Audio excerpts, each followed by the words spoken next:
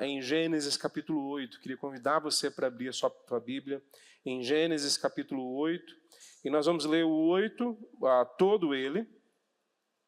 E depois, em algum momento, nós vamos ler também o 9, até o versículo 17. Vamos ficar em pé, meus irmãos?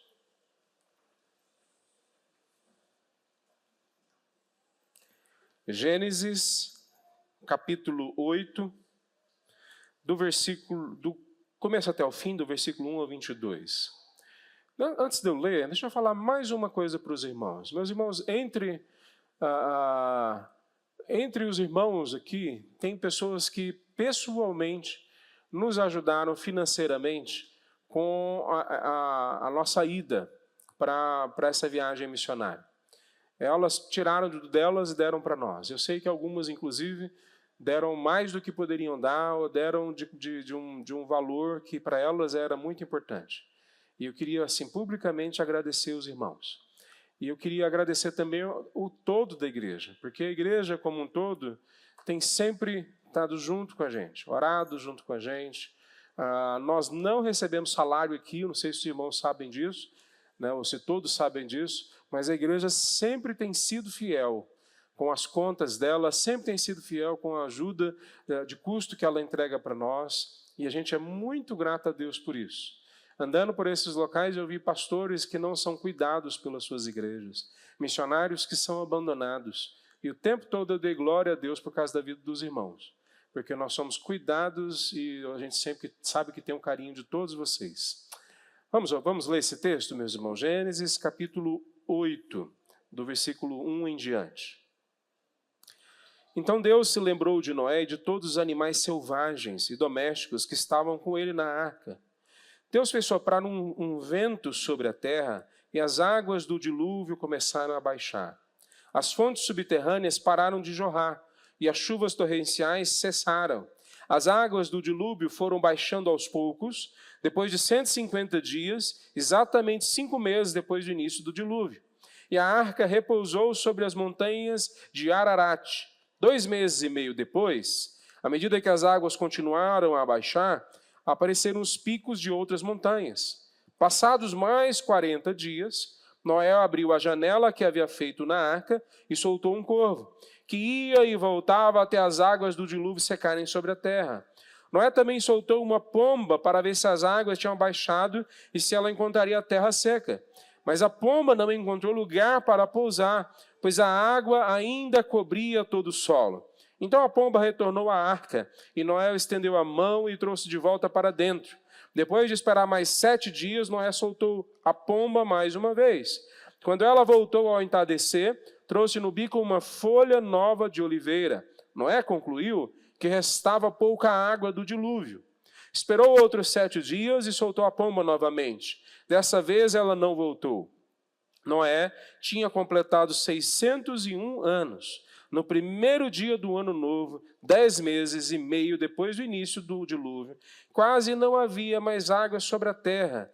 Noé levantou a cobertura da arca e viu que o solo estava praticamente seco. Mais 2 meses se passaram e, por fim, a terra estava completamente seca. Então Deus disse a Noé: saiam da arca, você, sua mulher, seus filhos e as mulheres deles. Solte todos os animais, as aves, os animais domésticos, os animais que rastejam pelo chão, para que sejam férteis e se multipliquem na terra. Noé, sua mulher, seus filhos e as mulheres deles desembarcaram, todos os animais, grandes e pequenos, as aves saíram da arca, um casal de cada vez. Em seguida, Noé construiu um altar ao Senhor, e ali ofereceu como holocaustos alguns animais e aves puros. O aroma do sacrifício agradou o Senhor e disse consigo: nunca mais amaldiçoarei a terra por causa do ser humano. Embora todos os seus pensamentos e seus propósitos se inclinem para o mal desde a infância, nunca mais destruirei todos os seres vivos. Enquanto durar a terra, haverá plantio e colheita, frio e calor, verão e inverno, dia e noite. Vamos orar, meus irmãos? Santo Deus, nós colocamos diante de Ti agora, ó Pai, as nossas vidas.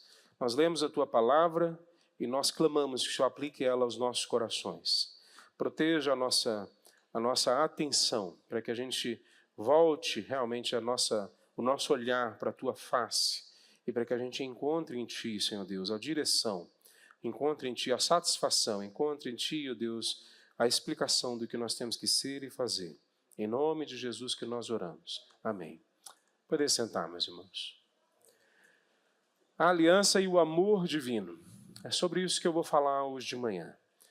A gente vê nesse texto que a gente acabou de ler, tanto Deus agindo quanto Noé agindo. Os dois estão agindo. É interessante que, inclusive, tem mais frases falando o que Noé está fazendo do que o que Deus está fazendo. Mas também fica claro que a ação que Deus está fazendo é muito maior e muito mais importante do que a ação que Noé está fazendo. A ação de Noé é pequenininha, mas ele está fazendo.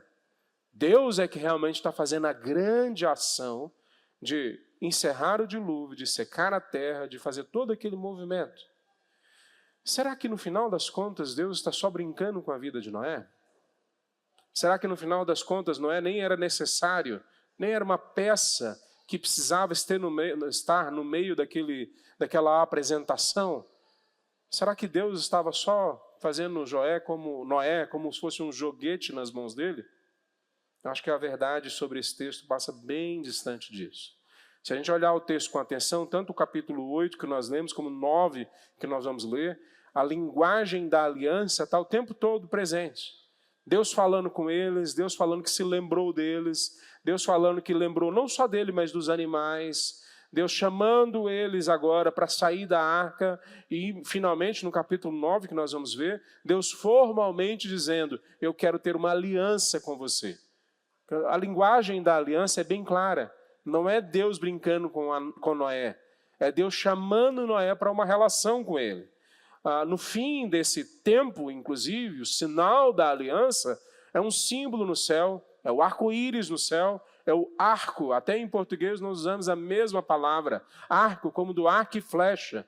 É como se Deus estivesse mostrando, eu peguei a minha arma de guerra, que eu estava usando contra vocês, e eu pendurei ela. Eu não vou usar mais contra vocês desse jeito.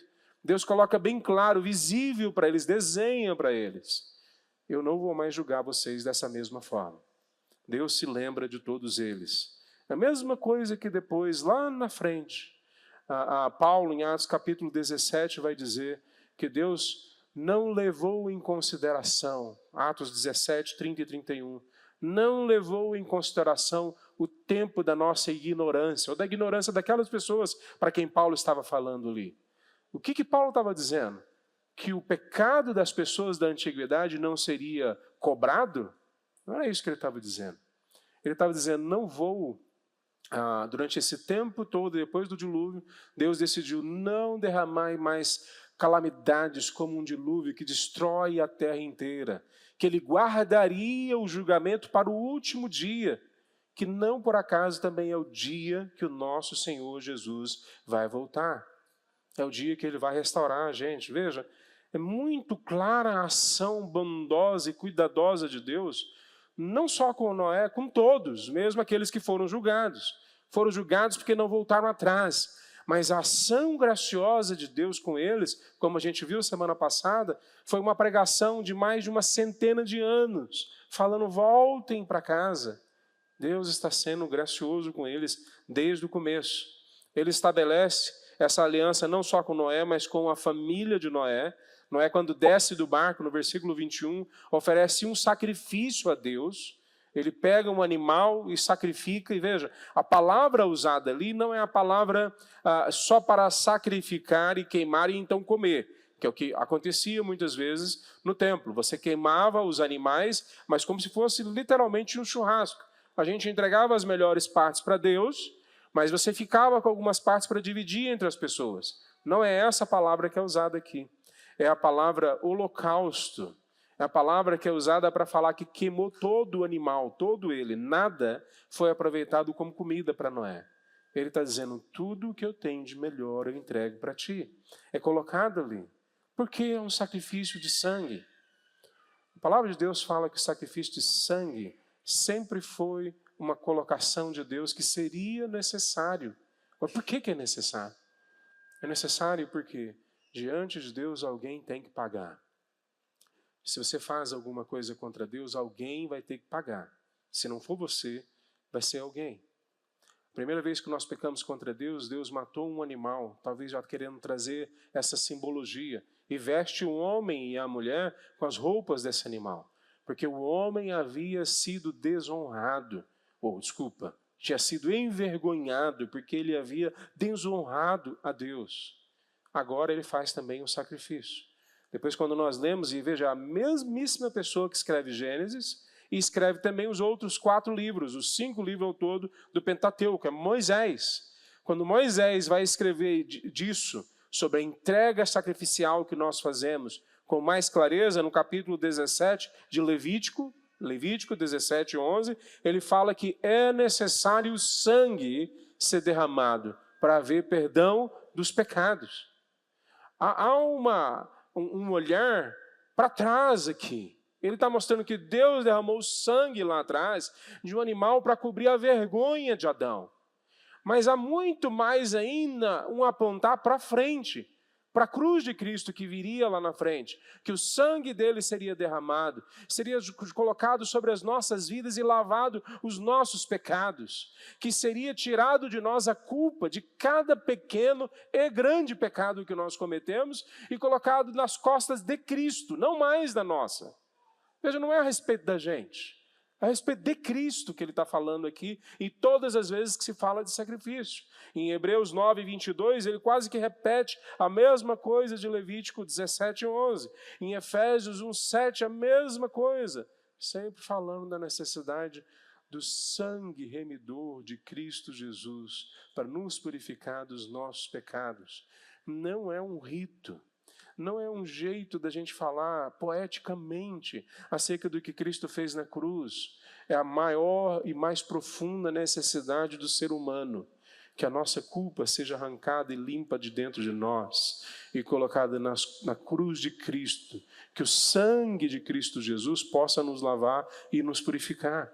É isso que Noé, mesmo talvez sem saber com bastante clareza tudo que ele está fazendo, é isso que para o que ele está apontando.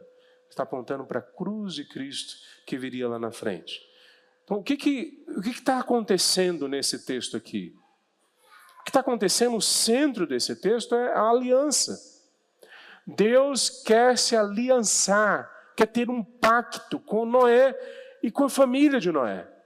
E mais do que isso, através desse processo, ele também está dizendo que ele quer ter uma aliança com toda a criação. E essa aliança é que está sendo construída. Veja, a lógica que está sendo construída, ou o fundamento debaixo dessa aliança, é que Deus ama a Noé e sua família. Ele não precisa de Noé e sua família. Ele quer Noé e sua família. Isso é maravilhoso, porque todo o processo contado na antiguidade de outros povos é exatamente o contrário que é lido. Veja, a história do dilúvio não está só dentro da Bíblia. Ela está em vários povos da antiguidade, se não em todos os povos da antiguidade. As mais famosas, conta-se que deuses, ou o Deus que tinha naquela cultura, narrado naquela cultura, ficou irritado com o homem e mandou um dilúvio. Mas ao mandar o dilúvio, ele perde o poder sobre o dilúvio, porque as águas trazem o caos para dentro da criação, e esse Deus, ou esses deuses, não tem poder agora de conter as águas. Pois Moisés conhece perfeitamente bem essas histórias do dilúvio que tinha em volta dele. E ele subverte, contando a história como ela realmente aconteceu. Deus não perdeu o controle. Ele tem o controle do começo ao fim. As águas não trazem o julgamento somente. As águas mostram a soberania de Deus. As águas não mostram só que para cima deles vem a ira de Deus. As águas também carregam a graça de Deus num barco carregado de pessoas amadas por Deus. Veja, é uma outra história sendo contada, mas a história verdadeira que está sendo contada aqui. Então, o que é que esse texto está dizendo para nós? Deus nos convida a uma jornada transformadora ao seu lado, através de uma aliança de amor. Se você não se lembrar de mais nada que foi dito hoje de manhã aqui, se lembra disso. Deus quer uma aliança com você. Não pergunta para mim por quê, porque eu não entendo por quê. Não entendo porque ele quer uma aliança comigo ou com você. Eu não entendo por que isso acontece, mas ele quer uma aliança com você. Eu não entendo porque ele ama você ou porque ele me ama.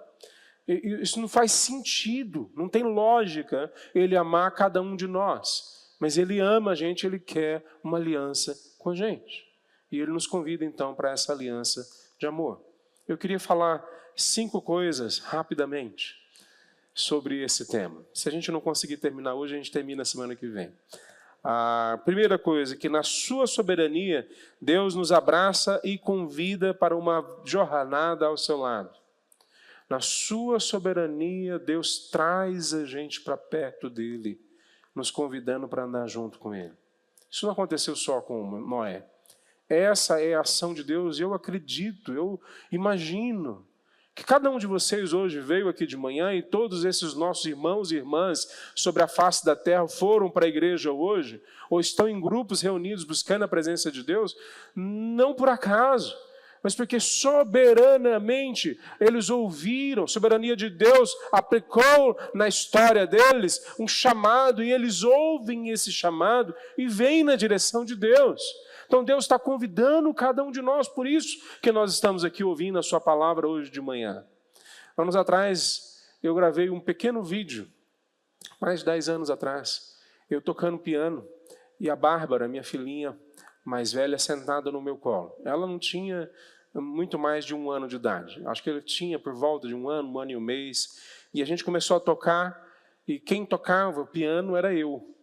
Mas quem fazia a música, que trazia alegria, era ela. Quem tocava e sabia conduzir as notas, era eu. Mas quem trazia as notas realmente mais felizes para dentro da nossa casa, era ela. Quer dizer, todo o processo de criar aquela música, era eu como papai que estava fazendo. Mas não faria o menor sentido eu tocar se ela não estivesse no meu colo naquele momento. Quando a gente olha essa história, parece que é exatamente isso que Deus está fazendo com Noé. Tudo que está acontecendo em volta é grandioso demais para a vida de Noé. Noé não tem como encarar aquilo tudo, mas Deus o convida para participar daquilo tudo. Toda aquela grandeza do dilúvio, aquelas ondas ameaçadoras, terríveis que acontecem em volta dele, nada daquilo diminui a certeza de que Deus está cuidando dele. Eu não consigo imaginar uma outra coisa que possa esclarecer mais do que um filho no colo do pai. Está tranquilo mesmo quando as ondas começam a se levantar no mar. Eu não consigo imaginar alguém que possa descansar mais do que sabendo que o pai está protegendo ele quando vem uma dificuldade em sua direção. Pois é assim que Noé está, imagino eu, se enxergando. Depois de quase 1 ano, Noé começa a fazer um procedimento para ver se a terra secou. E ele manda um corvo primeiro. Não tenho a menor ideia por que ele mandou um corvo. Era um animal impuro. Talvez ele pensasse, depois a gente não tem muita coisa mesmo com esse bicho, vamos mandar, se morrer, não vai perder muito. E manda o corvo fica indo e voltando da arca. Parece que a impressão que dá é que ele não acha lugar nenhum, mas também não quer voltar para dentro da arca. Mas mostra claramente que não tinha ainda a terra secada. 1 semana depois ele manda agora uma pomba. Quando ele manda a pomba vai, voa para alguns locais e volta para ele novamente. A pomba é um bichinho mais manso, é limpo na cultura judaica. E volta para ele, mostrando também que não secou. Mais 1 semana, é enviada a pomba de novo, e ela volta agora com uma folha de uma oliveira no seu bico, uma oliveira nova. Então mostra que as águas começaram a baixar, porque a oliveira é uma árvore baixa que só cresce em baixas altitudes. Então ela não poderia estar numa montanha alta e ela não poderia estar muito grande. Ela estava lá embaixo, as águas desceram. Aí no 3º dia, ele manda, ou na 3ª semana, ele manda de novo a pomba e a pomba não volta mais. Então ele entende que a água realmente está abaixando. Veja, toda essa ação de Deus, de Noé, é feita repetidamente a cada 7 dias. Parece que o texto está querendo mostrar para nós que a mesma coisa que as gerações anteriores fizeram, de andar com Deus, de adorar a Deus, a partir de Enos, é começado o culto a Deus, o terceiro depois de Noé, parece que ela é continuada na vida de Noé. A cada 7 dias ele para, adora a Deus, então ele recomeça o processo, para ver se a água se secou. Enquanto Noé está vendo se a água se secou, Deus está fazendo a água secar. Deus sopra um sopro, e a gente não tem a menor ideia como isso acontece, e esse sopro leva as águas, provavelmente, pelo que o texto indica, de novo, para o subterrâneo. Há cientistas que dizem isso hoje, que tem mais água embaixo do que há em cima da terra. Então leva de novo as águas para baixo. Séculos depois, a mesma forma é usada por Deus para separar o Mar Vermelho, para o povo de Israel passar pelo meio do Mar Vermelho. Ele sopra o sopro em Êxodo 14, 21, e o Mar Vermelho se abre, e o povo passa pelo meio. É a mesma expressão. Então Noé, ao mesmo tempo que ele faz alguma coisa, Deus chama ele para estar caminhando junto com ele. A ação de Noé é minúscula perto da ação de Deus. É necessário uma força tão imensa para conseguir fazer a água sair do subterrâneo e agora voltar para o subterrâneo, que eu não acho que existe a possibilidade de cientistas hoje serem capazes de fazer as contas, de fazer os cálculos, qual a força que seria necessário para se fazer isso acontecer. Eu vi um cientista brasileiro falando que se algo supostamente acontecesse semelhante a isso, racharia o planeta Terra no meio. Tal seria a força para fazer as águas subirem e agora as águas descerem. Lógico que ele estava falando isso no sentido de que ele não acredita que o texto fala a verdade. Mas veja, o que o texto está mostrando para nós, para além de todas as hipóteses científicas, é que Deus está fazendo um trabalho absolutamente grande, mas Noé está trabalhando junto com ele. Deus está fazendo algo absolutamente impossível para Noé sequer entender o que ele poderia fazer junto. Mas Deus convida Noé para trabalhar junto com ele. Deus não brinca com a gente. Deus não brinca com a gente. Ele não tem para fazer coisas, não tem coisas para você fazer que elas vão ser limitadas pela sua capacidade. Ele não espera, por um outro lado, que as coisas que ele te chama para fazer vão ser realizadas só se você conseguir finalmente usar as ferramentas que ele te deu. Não é assim. Deus coloca a gente sentado no piano junto com ele, e é ele que toca a música.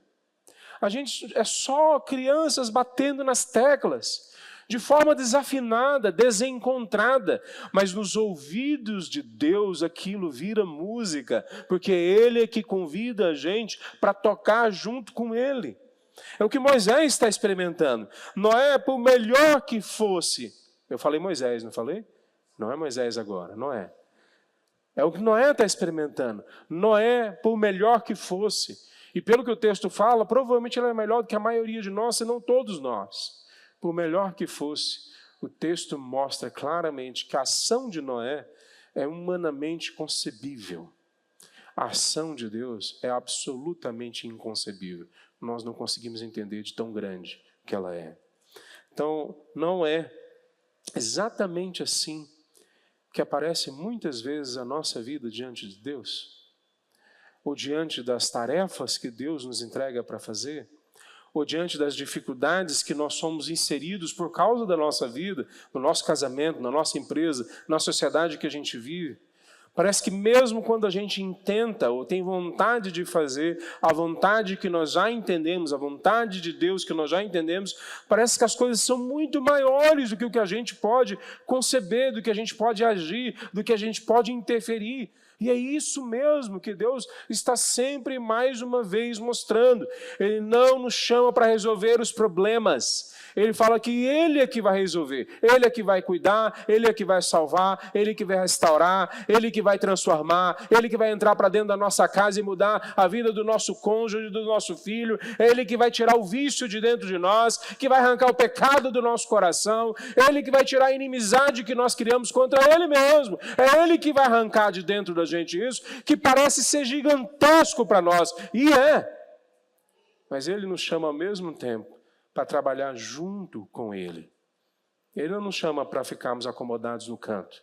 Há uma ação que Ele quer que a gente pare e faça diante dEle. Não é a mesma coisa também quando a gente olha para a igreja? Quer dizer, faz qualquer sentido um grupo de pessoas, num tempo nobre para descanso, que é o domingo de manhã, está sentado no banco da igreja, sendo liderado por líderes tão falhos e pequenos quanto eles? Faz alguma lógica para as pessoas que estão lá fora? O que a gente está fazendo aqui dentro pode ter algum sentido? Será que faria algum sentido as pessoas olharem para Noé, um homem talvez com várias habilidades, mas por 100 anos construindo um barco gigantesco, num lugar onde não chove, num lugar onde não tem onde pôr aquele barco? Faz algum sentido aquele homem ficar falando para as pessoas que ele era um pregador da justiça? É o que é falado lá em 2 Pedro. Então Noé pregava a palavra de Deus e as pessoas não viam o que não via que era Deus que estava falando através de Noé. Faria algum sentido para nós, se nós estivéssemos lá atrás, vendo Noé falando e falando e falando? Vai vir o julgamento. Aproveitem agora para aproximar de Deus. Vai vir o julgamento. Entrem dentro do barco junto comigo. Vai vir o julgamento. Agora é a hora de vocês virem. Faria algum sentido? Pois faz menos sentido ainda a gente pegar avião hoje e ir para o Paquistão, um país que as pessoas não falam inglês. Eu falava o inglês para ser traduzido para uma outra língua, e tem várias outras que são faladas. Uma cultura que eu não conheço, um ambiente que eu não conheço, correndo risco de vida mas muito mais eles que podem ir para a cadeia. Faz algum sentido entrar na Rússia, entrar na China, entrar na Coreia do Norte, aonde que seja? Faz algum sentido entrar lá com a nossa capacidade de explicação, a nossa capacidade de argumentação, com a nossa capacidade de construção? Não faz sentido nenhum, a não ser que quem chamou a gente para fazer consegue fazer coisas imensamente maiores do que o que a gente consegue fazer. E que Ele tenha nos chamado para fazer exatamente essas coisas que lá fora podem não fazer sentido. Então, a primeira coisa que eu queria que a gente olhasse nesse texto na vida de Noé é que Deus soberanamente nos convida para caminharmos com Ele. Para caminharmos com Ele, para trabalharmos com Ele. Deus tem usado as coisas loucas deste mundo, alguns mais loucos do que outros, eu realmente posso perceber isso, mas Deus tem usado as coisas loucas deste mundo. 1 Coríntios capítulo 1, versículo 27, Deus não usa só as mais sábias, Deus, via de regra, usa aquelas que são tidas como as mais loucas, e para mim não existe coisa mais louca do que a gente viver o Evangelho num mundo onde todo mundo zomba de quem vive o Evangelho de verdade. Segunda coisa que eu queria falar nesse texto é que, por meio de alianças amorosas, Deus sempre se relacionou com a sua criação. Ele chama a gente para uma aliança com Ele. Não porque Ele precisa da gente, não precisa de você, nem de mim. Ele chama a gente porque Ele nos ama. Mas Ele nos chama a gente para essa aliança. E não só a gente, eles têm um amor pela sua criação. É impressionante nesse texto, por exemplo, no versículo 1, que Deus se lembra de Noé e de todos os animais selvagens e domésticos. Embora eu não concorde com muita coisa que é dito aí sobre preservação ambiental, sobre preservação de animais em extinção, muita coisa que é dito de forma ideológica, enviesada, para tentar criar outros tipos de manipulações e controles. Eu tenho que concordar que nós somos feitos para cuidar da criação, para cuidar do que Deus fez, para cuidar, sim, de tudo que foi colocado diante de nós. Mas quando Deus chama a gente, Ele chama então para essa relação amorosa. Ele ama a gente, Ele ama onde a gente está, Ele ama a criação que Ele fez. Noé está navegando, e ele está navegando sem leme. Não sei se você pegou essa parte. Noé não tem leme.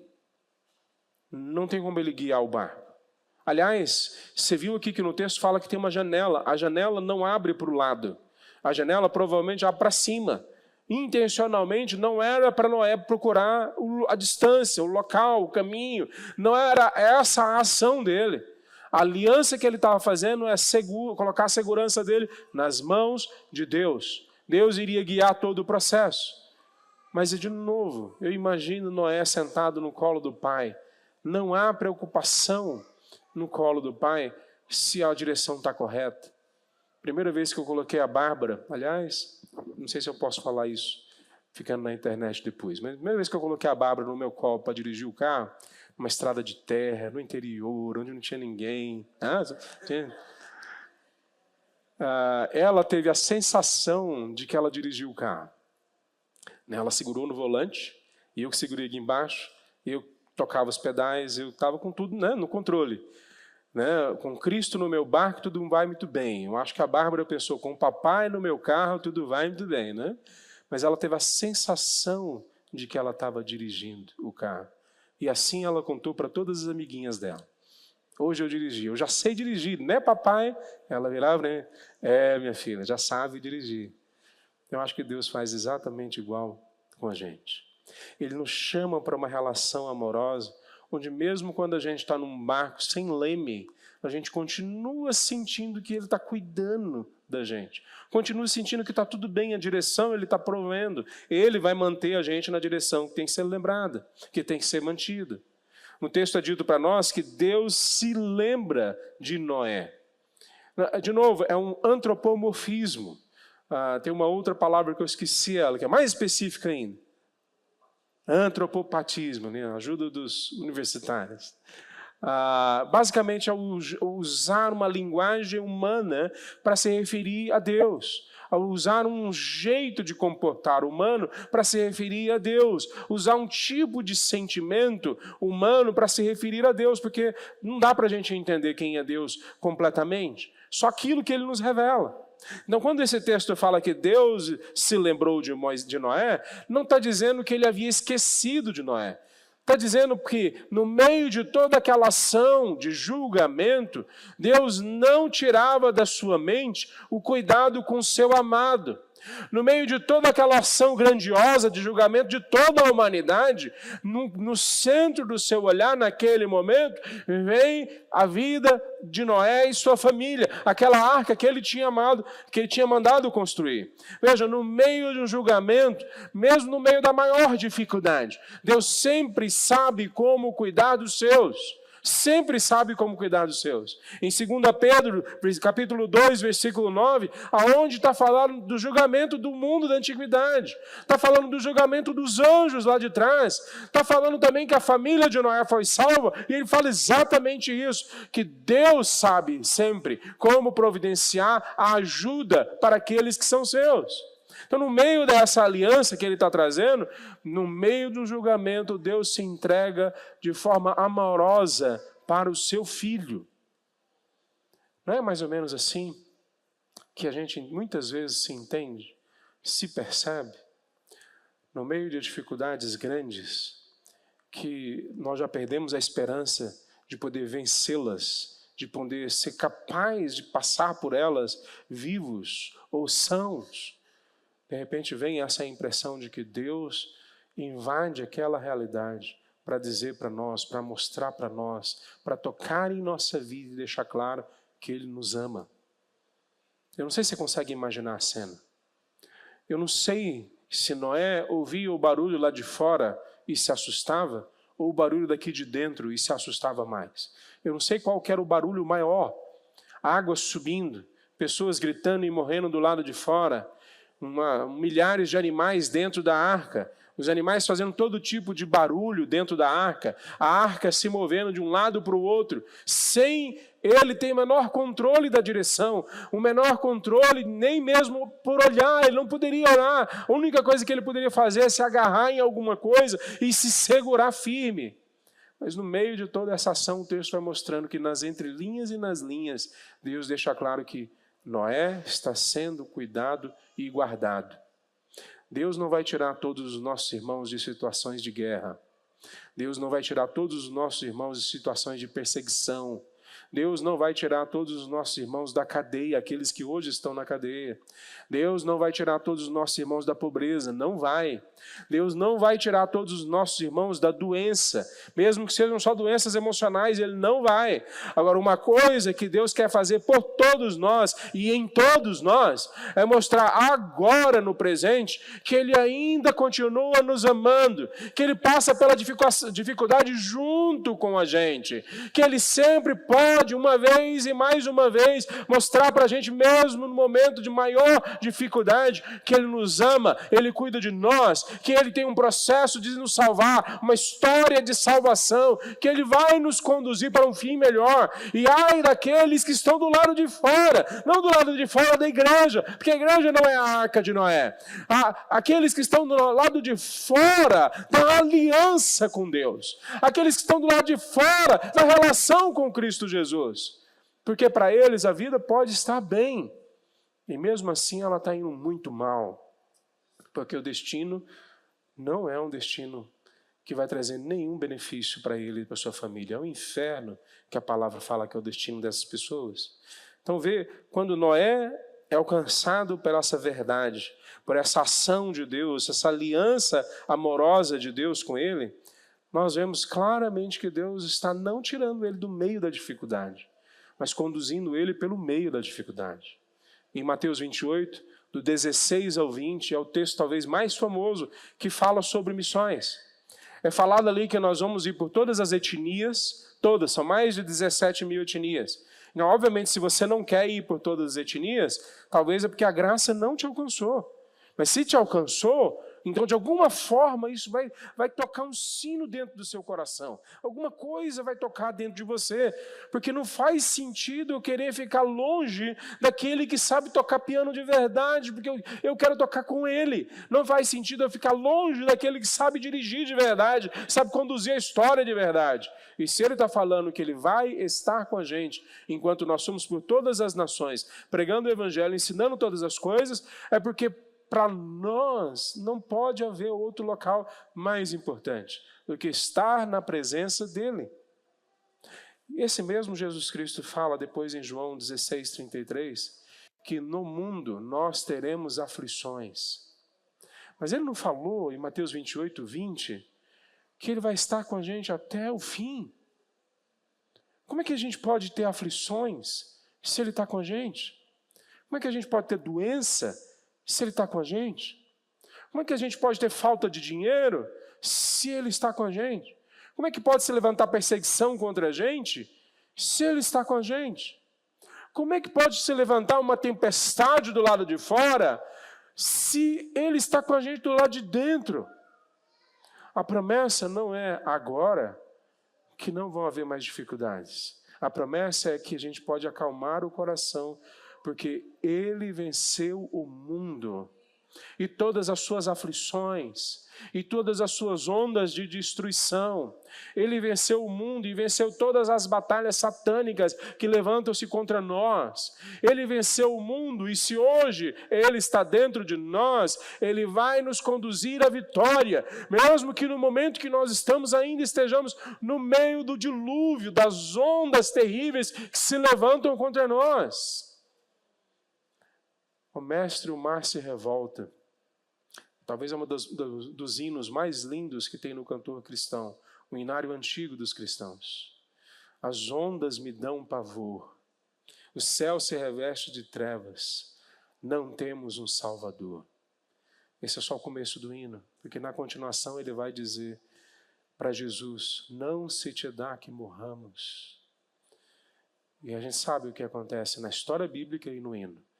Que Jesus se levanta e ele acalma o mar, acalma a tempestade, ele faz a água do dilúvio abaixar. Tudo isso externo parece ser grande demais, mas o que é interno me parece muito maior. Qual que seria o seu coração, a sua emoção, se você estivesse dentro da arca vendo tudo isso acontecer? E de repente as ondas abaixam, a água abaixa, a arca senta e você olha para o lado e vê seu filho, sua esposa, você vê tudo aquilo que Deus mandou fazer inteiro, funcionando. As dificuldades se foram e você continua, porque Ele está com você no barco. Eu sei que o que aconteceu é grande demais no caso de Noé, e pode ser hoje grande demais na sua vida. Mas o que está acontecendo na vida de Noé é que Deus chamou ele para uma aliança amorosa com ele. E deu a certeza de que isso vai trazer uma relação protetora, que vai o segurar, vai o cuidar, vai trazer carinho e amor como certezas no coração dele.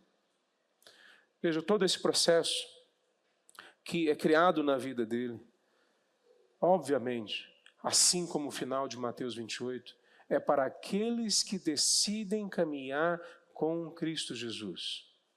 Eu sempre faço essa pergunta nas igrejas. Mateus 28, 20, fala que Cristo vai estar com a gente até o fim, até o último dia. Eis que estou com vocês até o último dia. A pergunta é, com quem que ele vai estar? Eu já fiz essa pergunta outras vezes aqui.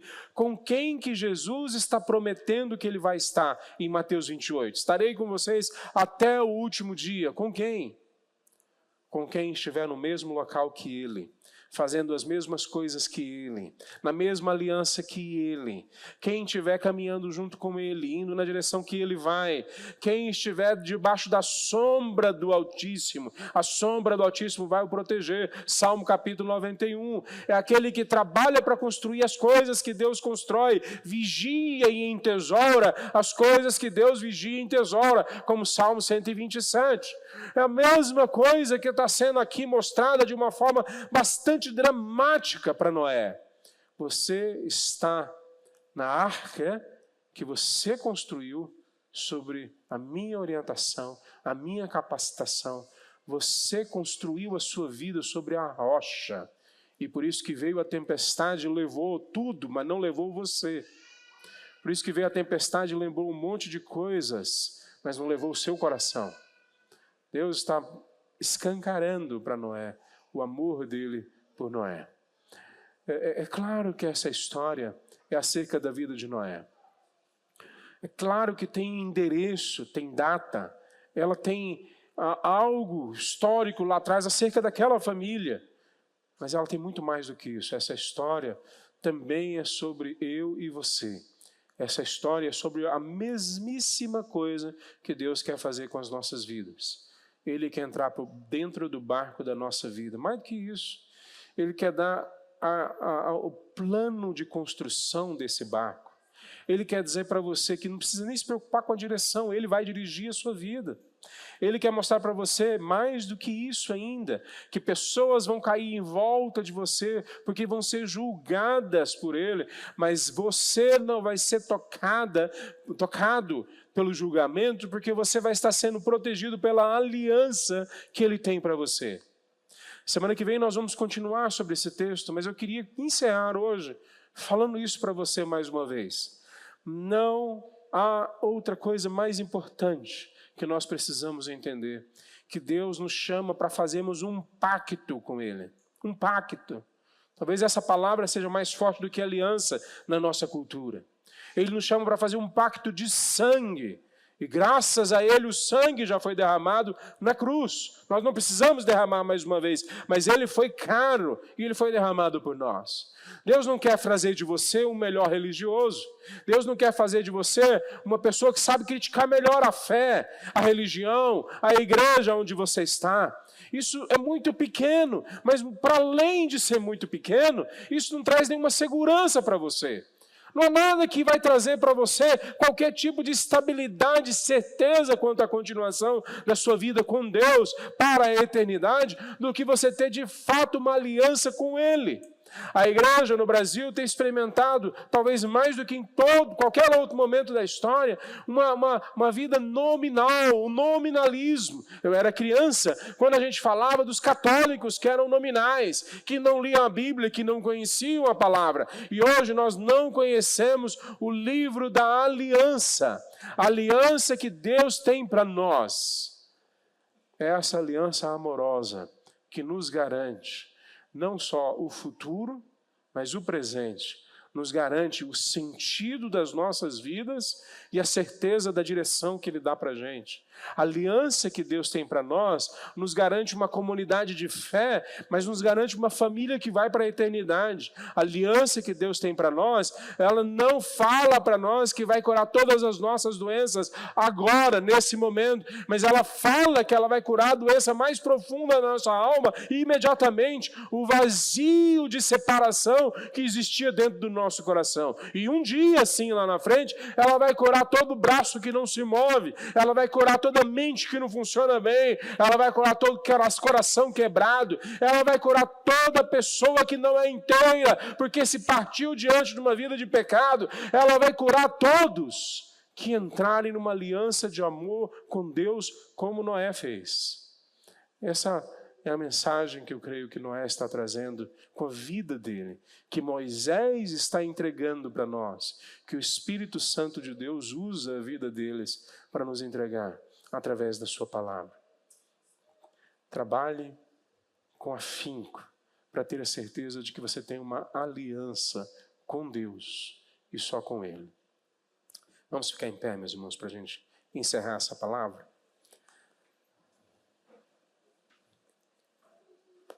O nosso Deus é um Deus de alianças. A gente canta músicas sobre isso. Isso não significa outra coisa. Ou não significa menos do que o que eu vou dizer. Pode até significar mais, mas não menos. De que Deus quer restaurar a sua relação com Ele. E Ele não quer restaurar um pouquinho da sua relação com Ele. Ele quer restaurar toda a sua relação com Ele.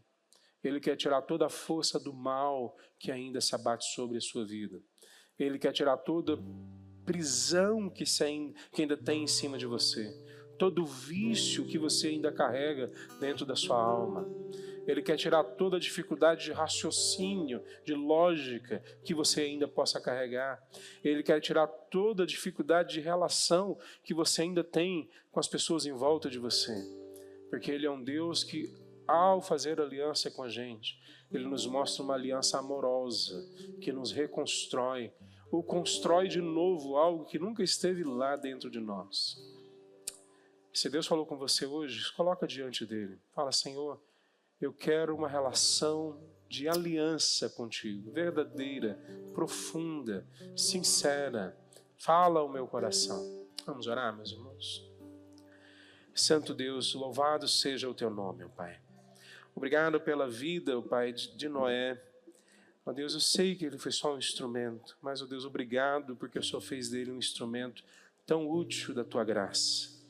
Deus, obrigado, acima de tudo, pela vida do teu filho que veio depois e selou a nossa aliança contigo com o sangue dele.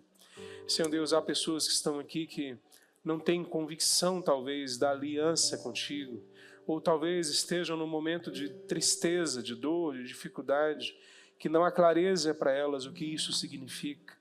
Ó Deus, invada agora a nossa vida, de cada um de nós, mas em especial daquelas pessoas que estão procurando uma aliança contigo hoje, ou um renovar da aliança contigo.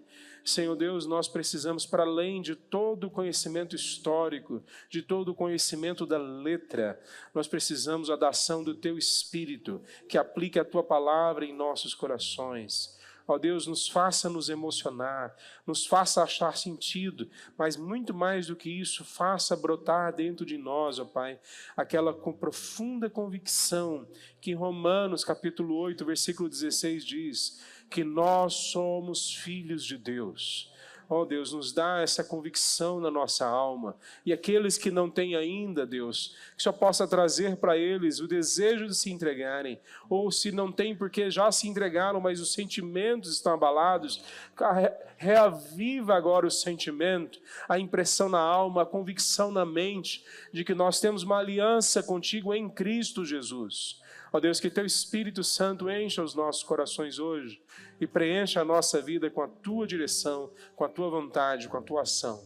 Em nome de Jesus que nós oramos. Amém, Senhor Deus. Amém. Vem sentar, meus irmãos. O nome de Jesus é poderoso.